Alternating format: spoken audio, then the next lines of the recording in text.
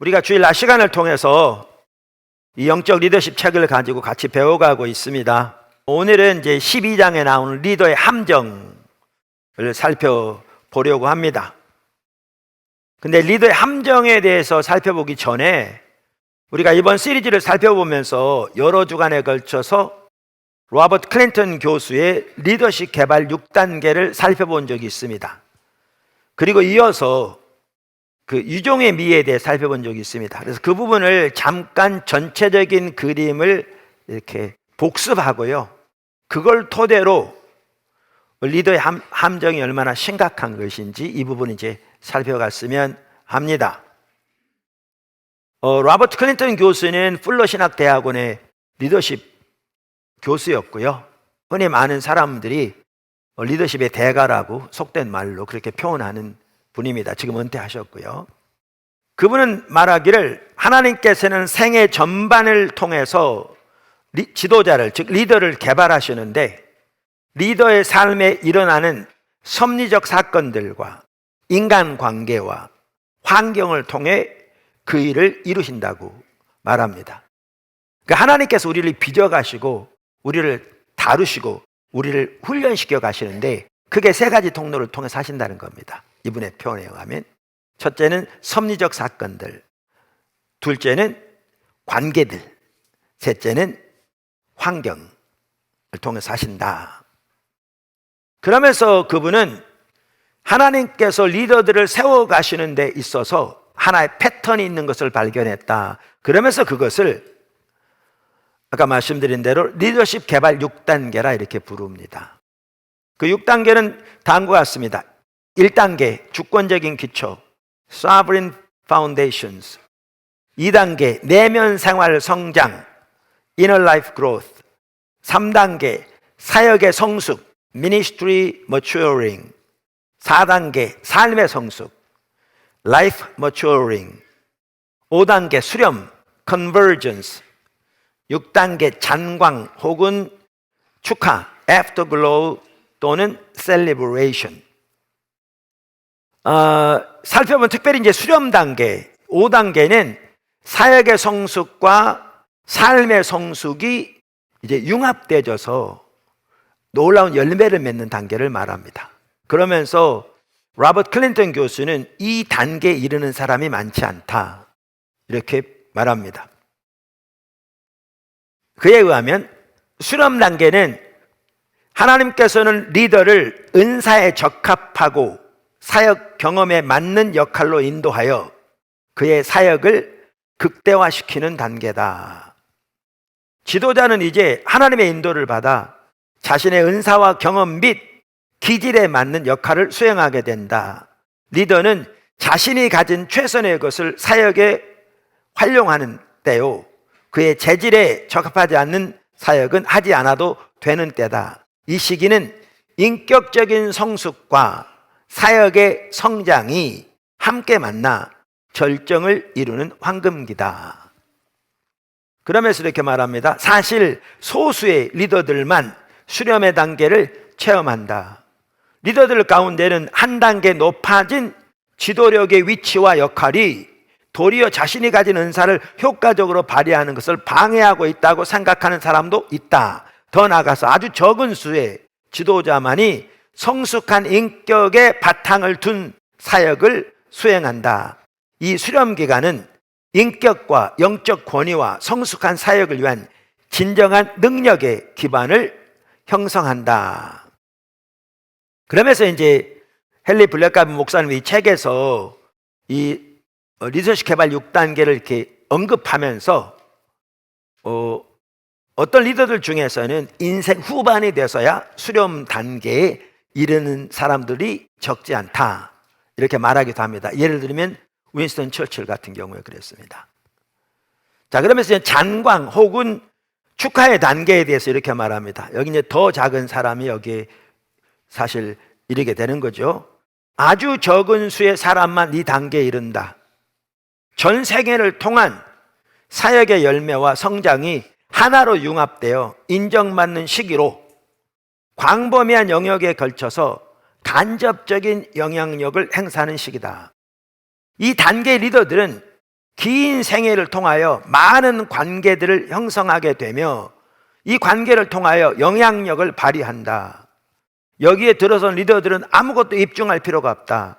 사람들은 그들의 영향력 있는 직위나 역할 때문이 아니라 그들의 존재 자체와 살아온 삶 때문에 그들을 존중한다.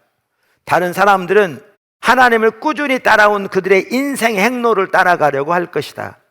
또 생애 전반에 걸쳐 지도력을 행사하면서 얻은 지혜의 보고는 많은 사람에게 유익과 축복이 될 것이다. 하나님이 자기 안에 또 자신을 통해 이루신 일들을 축하하면서 인생의 마지막 시기를 보내는 것이다. 그러면서 많은 사람들이 이 시기에 후학들을 양성하는 일을 한다. 이렇게 말하면서 예를 들면 조나단 에드워즈 목사님은 말년에 예일대 총장으로 섬겼고요. 찰스 피니 목사님은 오벌린 대학의 학장으로 섬겼고요. 스펄전 목사님은 역시 대학에서 젊은 목회자들을 양성하면서 이 시기를 보냈습니다. 자, 그런데 이제 이 부분과 연결되는 게 유종의 의미입니다. 끝까지 주님 안에서 주님과 동행하는 삶을 사는 것이죠. 그래서 제가 이분이 쓴 유종의 의미라는 아주 소책자가 있는데 간단하지만 매우 유익한 책이거든요. 지난번에 그걸 소개도 해드렸고 전체를 살펴봤습니다. 그 클린턴 교수에 의하면 성경에 약 1000명의 리더들이 나온답니다. 그런데 그 중에서 어느 정도 그 사람의 이렇게 인생을 살펴볼 수 있는 리더들이 100명쯤 되는데 그 100명 중에서 그의 후기가 어땠는지를 기록되어 있는 리더들은 49명이랍니다. 그래서 이분이 그 성경에 나오는 49명 다양한 종류의 리더들인 거죠. 리더들을 연구했고요. 그렇게 보았더니 거기에 여러 종류가 있더라. 그러면서 이제 어떻게 하면 유종의 미를 거둘 것인가. 그러면서 거기도 보면 그렇게 나옵니다. 처음에 시작할 때 세 사람의 예를 들어 시작하거든요. 한 사람은 큰 교회 목회자였는데 비서와 불륜의 관계를 맺으면서 모든 것이 하루아침에 수재동으로 들어가 버린, 그래서 교회 성도들뿐만 아니라 가정에도 엄청난 많은 상처를 입힌 예. 다른 하나는 젊었을 때는 나름대로 영향력 있는 목회를 했는데 목회가 정체되고 여기저기 옮겨 다니면서 이제 영향력이 사라진, 그리고 이제 성도 중에 일부는 이제 반발에 일어나서 그를 쫓아내려고 하는 정체된 리더십.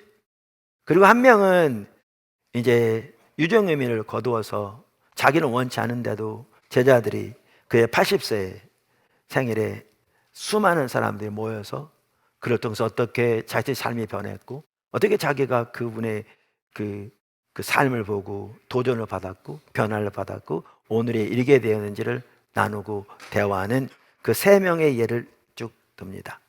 그래서 그분 같은 경우에는 이렇게 성경에 나오는 사람들의 경우에도 유종의 미를 거둔 사람은 3명 중에 1명 정도밖에 없더라. 성경에 나온 사람들의 경우에도. 예를 들면 예수님은 더 말할 것도 없고 대표적인 예가 다니엘, 바울, 거기에 보면 요셉이란 예들이 나옵니다. 자, 그러면서 기회 되시면 그 책 한번 보세요. 금방 읽을 수 있어요. 근데 아주 요긴할 책일 겁니다, 여러분에게. 그리고 지난번에 설교했고, 그러면서 그분은 유종의 미를 가로막는 장애물들을 이렇게 쭉 나열하거든요. 그런 6가지를 나열해요. 그게 이제 여기 보면 또 일부는 이 저자가 리더의 함정이라고 표현하는 것에 나온 내용이기도 합니다. 6가지는 재정의 오염과 남용, 권력 남용, 교만, 몰락으로 이끄는 요인, 그 다음에 4번째가 성, 부적절한 이성관계, 5번째 가정 문제, 6번째 비전과 열정의 상실. 그러면서 또 그는 그 책에 보면 그러면 유종의 미를 거두기 위해 우리가 그것을 강화할 수 있는 수단이 뭔가. 그래서 유종의 미를 거두기 위한 강화 수단으로 역시 5가지를 나열합니다. 안목, 갱신, 그러니까 우리가 회복되고 그러니까 새롭게 되는 리뉴얼, 갱신을 말하는 거죠. 영적 훈련, 배우는 자세, 멘토링. 여기 멘토링은 자기가 다른 사람을 멘토하는 멘토링을 말하는 게 아니고요. 다른 사람으로부터 멘토링을 받는 것을 말합니다. 그러면서 이제 그 책에 보면 유정의 미를 거두는 리더들의 특징. 이게 이제 이 책의 마지막 단원에 나옵니다. 리더들의 상급. 하나님이 그 리더들에게, 신실한 리더들에게 주시는 상급. 그거와도 연결되어 있습니다. 그때 되면 또 이 부분을 제가 언급하도록 하겠습니다. 그러면서 유정의 미를 거두는 리더들의 특징. 그러면서 6가지를 언급하는데요. 첫째, 끝까지 하나님과 개인적으로 생생한 관계를 유지한다. 둘째, 배우는 자세를 유지하고 다양한 종류의 자료를 통해 배우며 특히 삶의 경험을 통해 배운다. 이 특징은 유정의 미를 거두기 위한 강화 수단이기도 한다. 셋째, 삶에서 성령의 열매의 증거로 그리스도를 담는 성품을 나타낸다. 넷째, 진리를 삶에 적용하고 하나님의 약속이 실현되는 것을 본다. 다섯 번째, 하나 혹은 더 많은 영적 유산을 남긴다. 그러면서 그 책에 보면 효과적인 리더들이 남기는 영적 유산을 도표로 만들어 놨어요. 아주 중요한 부분이 있습니다.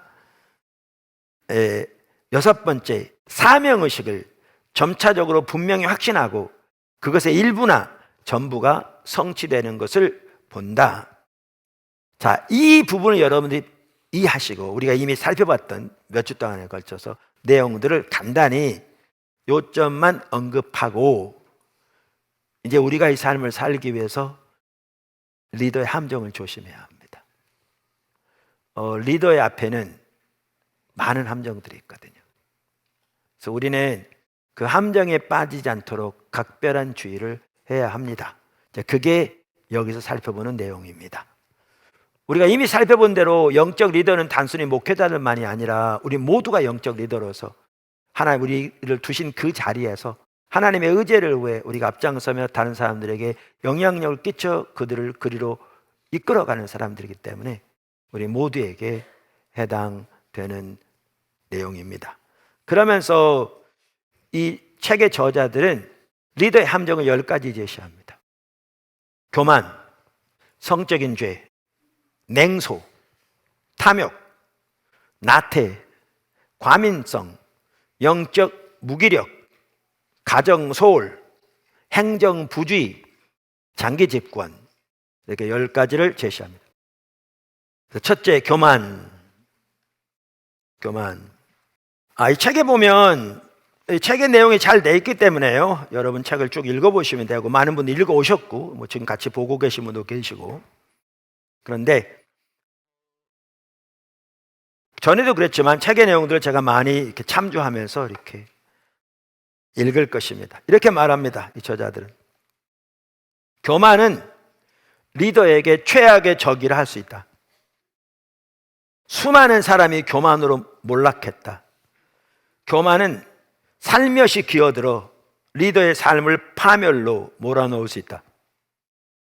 따라서 조심하지 않는 리더에게 교만은 위험천만하다.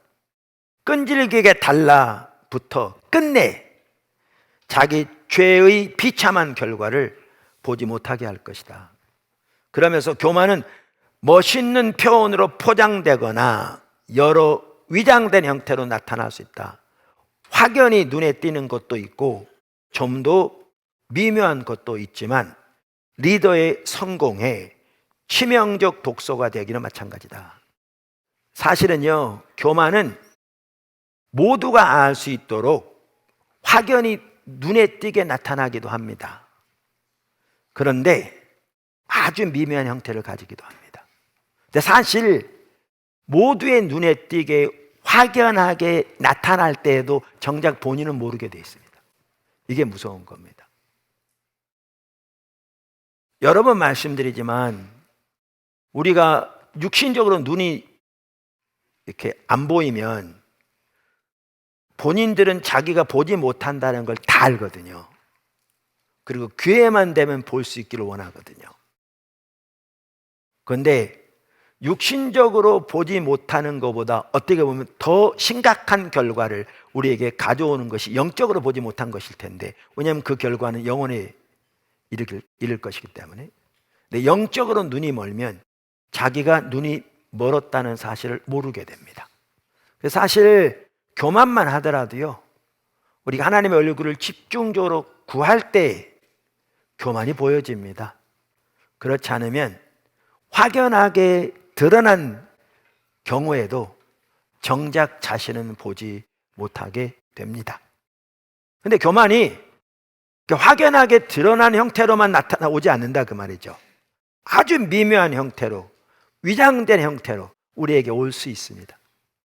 그래서 이 저자들은 교만이 어떤 형태로 나타날 수 있는지, 또 아니면 우리가 교만에 빠지면 어떤 결과들이 우리에게 나타나는지, 이거를 질문의 형태로 4가지를 언급합니다. 그러니까 이런 일이 우리에게 있으면 우리가 지금 교만에 빠져 있다는 증거라는 겁니다. 그 4가지가 뭐냐 하면, 작은 첫 번째, 남의 공로를 가르쳤는가? 두 번째, 배우려 들지 않았는가? 셋째, 내 힘으로 다 된다고 생각했는가? 넷째, 사람을 불쌍히 여기는 마음이 없는가? 그러니까 교만하면 우리가 마음이 높아지잖아요. 그럼 마음이 높아지면 이런 결과들이 우리 삶 속에 나타나는 겁니다. 우리도 모르는 사이에. 그러니까 율법주의만 하더라도 늘 말씀드린 대로 영적으로 눈이 멀면 모르기 때문에, 율법주의에 빠지면 이러한 열매들이 나타난다고 율법주의 열매들을 쭉 나열했잖아요. 그러면서 그러한 열매들을 보고 그 열매들이 내 삶 속에 있다면 내가 지금 율법주의에 빠져 있다는 사실을 깨달으라, 이렇게 나눴잖아요. 교만이 마찬가지입니다. 율법주의, 이게 다 교만의 결과이기 때문에 다 연결이 되지만, 제 책 십자가 복음에 나와 있는 이 저자들이 말한 것만 하더라도 이 4가지를 보고 내게 이런 게 있으면 내가 지금 교만에 빠져 있다는, 교만의 함정에 빠졌다는 사실을 깨달아야 한다라는 것입니다. 아멘. 자, 그럼 하나씩 살펴보려고 합니다. 작은 첫 번째, 남의 공로를 가로챘는가? 저자들은 말합니다. 쿠제스와 포스터는 직원들이 회사를 그만두는 가장 보편적인 이유는 리더가 직원들의 노력을 충분히 인정, 칭찬해 주지 않기 때문이라고 말한다.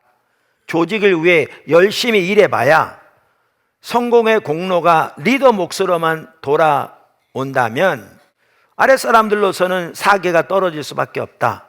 진정한 리더는 조직의 부족한 실적을 자기 책임으로 돌린다.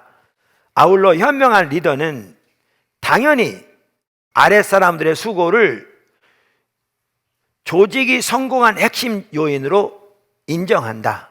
리더는 금전적 보상 면에서 마음만큼 재량을 발휘할 수는 없어도 직원들을 향한 칭찬과 감사에는 후할 수 있다. 그러면서 이제 각종 형태의 이러한 그 형태를 이제 나열합니다. 쭉 이렇게 말합니다.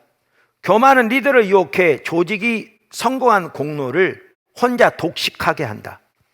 교만한 리더는 남의 이목을 끌기 위해 자신이 개입한 부분을 확대시키고 타인들의 수고는 최대한 축소한다.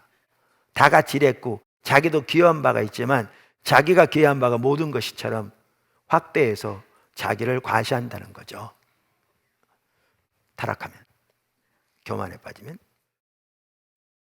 그러면서 이제 우리 영적 리더들, 목회자도 해당되고 우리 모두가 해당되죠. 왜냐하면 우리 모두는 영적 리더들이니까. 이렇게 말합니다.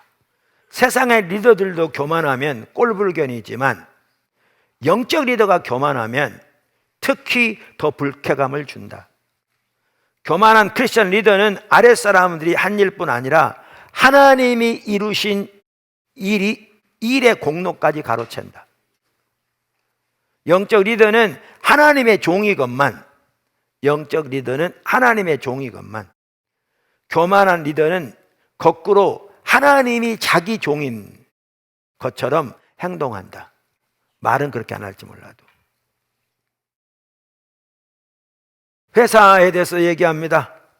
회사가 재정적으로 성공하면 교만한 영적 리더는 하나님의 인도와 보호를 높이는 것이 아니라 자신의 뛰어난 사업 수완과 관리 기술에서 성공 요인을 찾는다. 그들은 하나님보다 자신에게 이목을 집중시킨다. 정치 지도자들에 대해서도 말합니다. 정치 지도자들은 하나님의 영광과 주권을 침범하면 재앙을 부를 수 있음을 알아야 한다. 자존심이 하늘 높은 줄 몰랐던 바벨론 왕 느부갓네살은 그 진리를 어렵게 배웠다.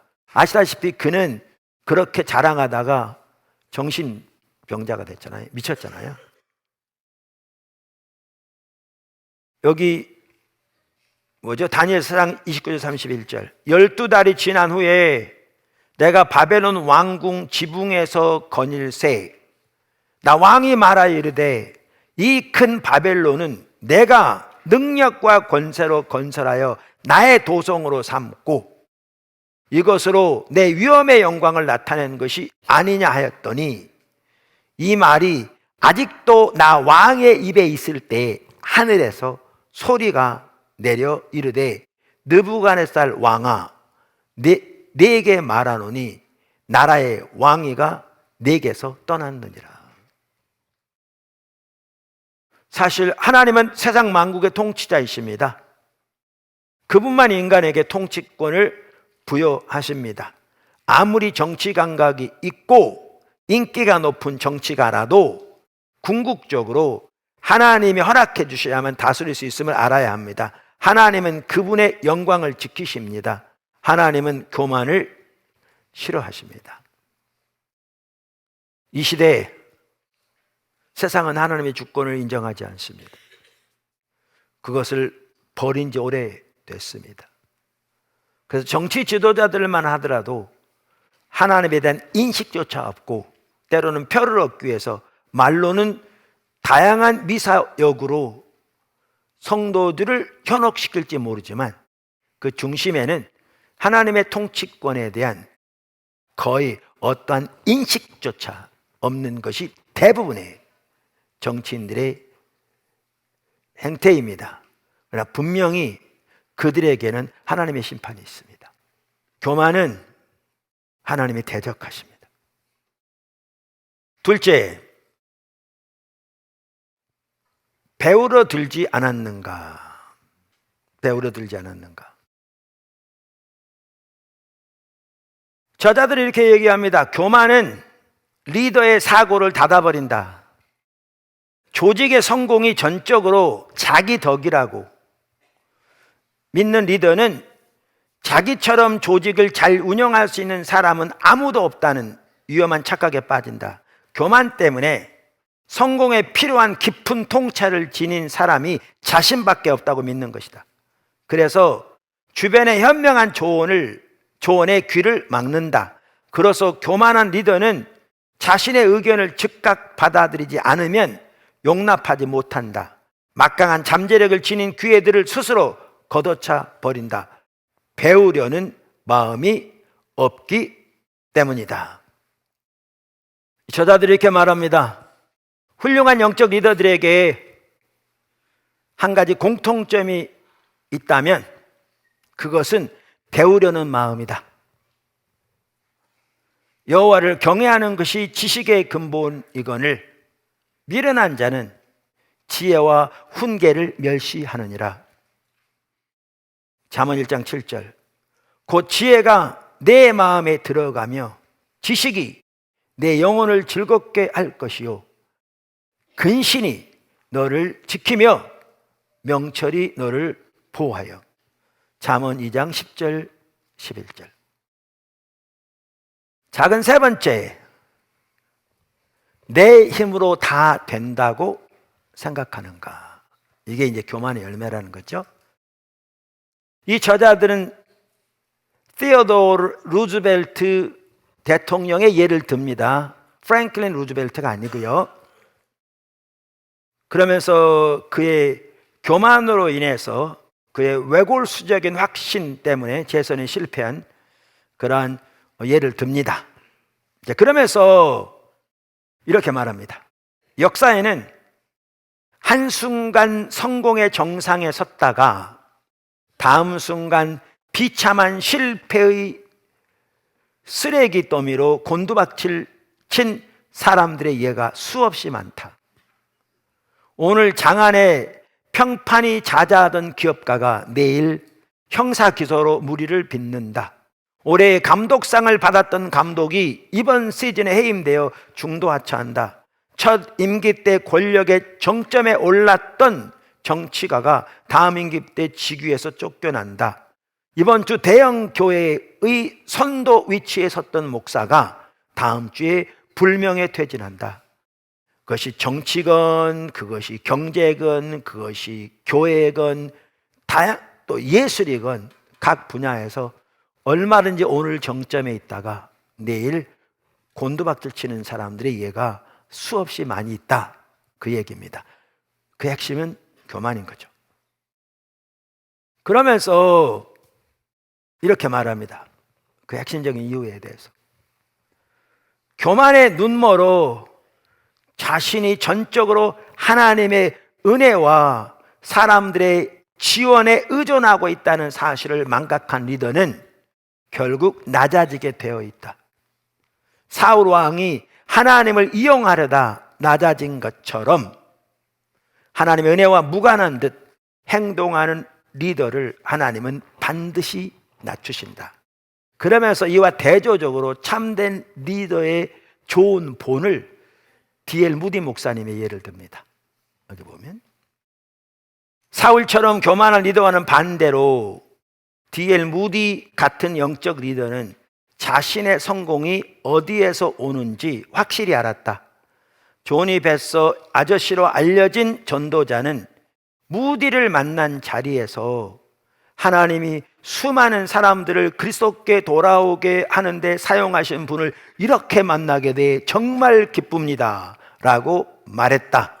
그러자 무디는 몸을 굽으려 한 줌 흙을 집어 올렸다. 손가락 사이로 흙을 날려보내면서 무디는 이렇게 고백했다. 하나님이 쓰신다는 것을 빼고는 D.L. 무디도 이 흙에 지나지 않습니다. 이글스 목사님 같은 경우에도 이렇게 사람들이 칭찬하면 주님이 가끔 기도하면 그렇게 감동신다 그러죠. 내 귀를 씻어라. 왜 그러냐면요, 당연히 하나님이 하신 걸 안다고 할지 모르지만 그러한 것을 한 번 듣고 두 번 듣고 세 번 듣고 네 번 듣고 다섯 번 듣고 여섯 번 들으면 이렇게 쌓이게 되고요, 자기도 모르는 사이에 마음이 높아지게 되어 있습니다. 하나님은 거기서 우리를 보호하기 원하시는 거죠. 네 번째, 사람을 불쌍히 여기는 마음이 없는가? 저자들이 이렇게 말합니다. 하나님은 아랫사람들을 자신이 돌볼 양떼로 보지 않고 강탈의 대상으로 본 영적 리더들을 선지자 에스겔을 통해 책망하셨다. 그러니까 구약이건 신약이건 하나님의 사람들이 타락하면 사역이 자기 목적을 위한 수단으로 전락하더라고요. 그것이 경제적인 이득이건 다른 사람을 지배하고자 하는 욕망이건 세상적인 지위와 직책을 위한 야망이건 혹은 사람들 앞에 인정받고자 하는 것이건 그것이 무엇이건 사람마다 다를지 모르지만 신앙이 타락하면 자기 사역이 자기 목적을 위한 수단으로 전락하는 거죠. 그 타락한 목자의 영적 리더의 전형적인 특징을 하나님이 에스겔서를 통해서 강력하게 꾸짖고 계시거든요. 얼마 전에 한번 본 것 같은데, 에스겔 34장 1절, 여호와의 말씀이 내게 임하여 이르시되 인자야, 너는 이스라엘 목자들에게 예언하라. 그들 곧 목자들에게 예언하여 이르기를 주 여호와께서 이같이 말씀하시되 자기만 먹는 이스라엘 목자들은 화 있을진저. 목자들이 양떼를 먹이는 것이 마땅하지 아니하냐. 너희가 살진 양을 잡아 그 기름을 먹으며 그 털을 입되 양떼는 먹이지 아니하는도다. 너희가 그 연약한 자를 강하게 아니하며 병든 자를 고치지 아니하며 상한 자를 싸매 주지 아니하며 쫓기는 자를 돌아오게 하지 아니하며 잃어버린 자를 찾지 아니하고 다만 포악으로 그것들을 다스렸도다. 목자가 없으므로 그들이 흩어져서 모든 들짐승의 밥이 되었도다. 예수님께서 수많은 사람들이 예수님에게 다가올 때 그들을 불쌍히 여기시면서 저들이 목자 없는 양과 같이 유리하며 방황함이라고 그랬잖아요. 이 똑같은 걸 말합니다. 이걸 보면 그 당시 종교 지도자들이 이랬던 걸 볼 수 있습니다. 실제로 그랬습니다. 양들에 대해서는 관심 없는, 그들을 통한 자기 지위와 부와 영향력과 안락에만 관심이 있는. 그러니까 이 에스겔서를 말한다면 이렇게 말해요. 이 자칭 영적 리더들은 이득을 챙기기 위해 자리를 지켰다. 오늘날도 얼마든지 그럴 수 있거든요. 진짜 얼마든지. 백성들은 착취당에 흩어지고 있건만 이들은 오직 자기 안일과 이득에만 관심이 있었다. 이때 중요한 게 그겁니다. 우리가 다른 사람을 보고 손가락질할 것이 아니라 내가 영적 리더잖아요. 그러니까 나를 보아야죠. 이 말씀이 항상 모든 말씀에. 그러면서 참된 리더십에 대해서 이렇게 말하면 참 중요한 말인데요.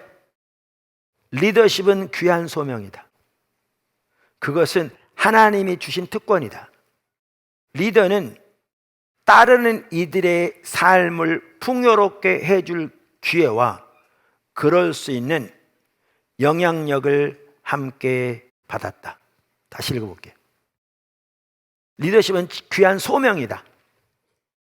그것은 하나님이 주신 특권이다. 리더는 따르는 모든 이들의 삶을 풍요롭게 해줄 기회와 그럴 수 있는 영향력을 함께 받았다. 언젠가 한번 나눈 적이 있는데요. 제가 그 여호수아 1장을 읽는 중에 하나님께서 또렷이 리더십과 관련해서 보이시는데 우선 저에게 하시는 말씀 같았어요. 그래서 저는 이제 그 부분을 늘 유념하기를 그렇게 늘 생각하고 있고요. 기도해 주세요. 근데 한편으로 이 말은 저에게만 해당되는 말씀은 아닌 것 같아요. 여호수아 1장이 그걸 말해주죠. 리더십과 관련해서 8가지를 이렇게 보여지더라고요. 제가 그 여호수아 1장 아시죠? 주님께서 여호수아를 세우시면서 주신 말씀. 그건 제가 읽지 않을 거고요. 8가지. 1. 리더는 종이다. 하나님의 종. 아까 이 저자를 똑같이 말했죠. 그래서 모세를 반복적으로 성경에 보면 하나님의 종으로 표현하고 있어요. 2. 하나님의 일은 하나님의 백성을 위한 것이다. 여기 보세요. 리더는 따르는 이들의 삶을 풍요롭게 해줄 기회와 그럴 수 있는 영향력을 함께 받았다. 하나님이 여호수아를 세우신 것은 그를 통해서 하나님이 이스라엘에게 주신 유업을 이스라엘로 차지하게 하기 위함이었어요. 물론 거기에 여호수아도 포함될지 모르지만 하나님의 일은 하나님의 백성을 위한 것이다. 종은 그것을 위한 하나님의 종이다. 세 번째, 종의 유일한 유업은 하나님 그분이다. 그리고 그것이면 충분하다. 이제 이 다음 장에도 보면 나오지만요, 잘 섬기는 리더에게 다양한 보상이 주어집니다. 회사에서도 그렇고 기업에서도 그렇고 교회에서도 그럴 수 있습니다. 그리고 그 보상 중에는 재정적인 면도 포함될 수 있습니다. 부분적으로. 그러나 저는 회사건 기업이건 교회에서건 모든 영적 리더들은 이 자세를 가져야 한다고 믿습니다. 종의 유일한 유업은 하나님 그분이다. 그리고 그것이면 충분하다. 세상의 것이 우리의 목표가 되어질 때 타락하기 시작합니다. 아까도 나눈 것처럼. 넷째, 하나님께서 약속하셨을지라도 그것을 가서 취해야 한다. 때로는 전투를 통해. 이 말은 육신적인 전투를 말하는 건 아니죠, 오늘날에는. 그 당시에는 그렇게 했지만. 다섯째, 그 하나님의 약속을 취하게 나갈 때 환경은 전혀 녹록지 않을 수 있다.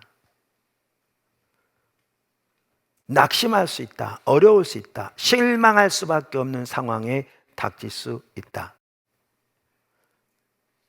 여섯 번째, 그래서 담대함이 필요하다. 그래서 하나님께서 여호수아에게 반복적으로 담대하라고 하시면서 그 이유를 내가 너와 함께 할 것이기 때문에 라고 말하잖아요.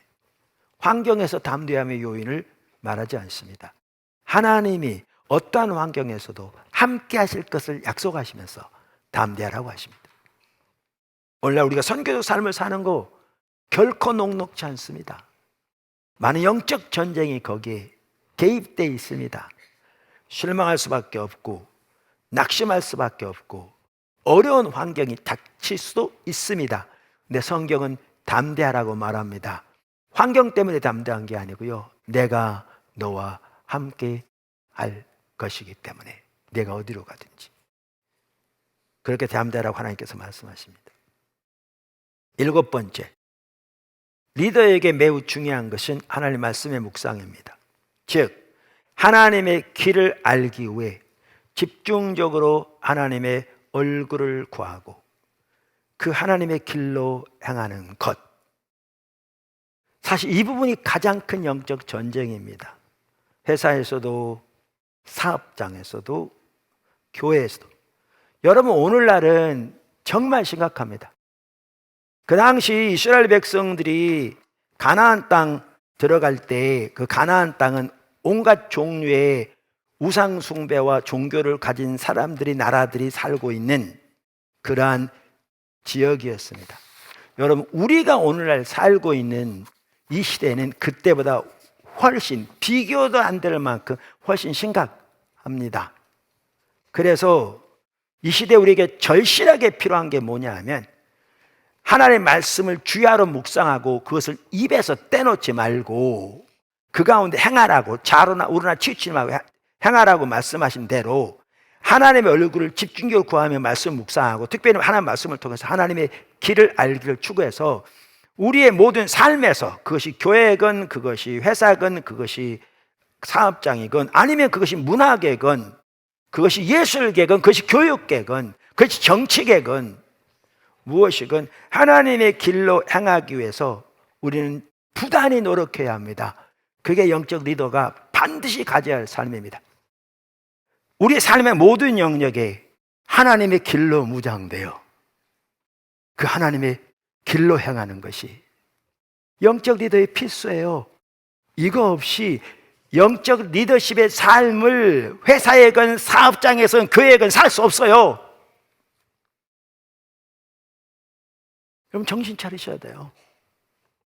그래서 그냥 쉬운 길이 아니라니까요. 배우고자 하는 자세하고도 연결되고요. 오늘은 그래서 리더의 함정을 살펴보되 그중에 교만을 살펴보되 미묘한 형태로는 네 가지를 살펴보았습니다. 우리가 하나님이 리더를 세워가시는 리더십 개발 6단계 그리고 수렴과 장광의 이르기까지 가기를 원하는데 그러려면 유정의 미가 얼마나 중요한가를 볼 수 있고요.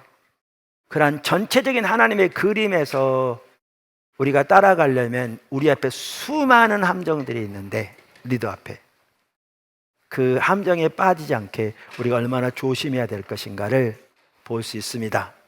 그래서 여러분 깨어서 정말 경성해서 그렇게 주님을 따라감으로 포도나무교회 전체가, 또 여러분 한 사람 한 사람이 여호수아를 통해서 하신 것처럼 그렇게 정확한 리더로서 올바른 이해를 가지고 하나님 여러분을 통해서 여호수아에게 하셨던 것처럼, 그리고 여호수아를 통해서 하신 것처럼 여러분에게, 여러분을 통해서 이루시기를 예수님의 이름으로 축복합니다.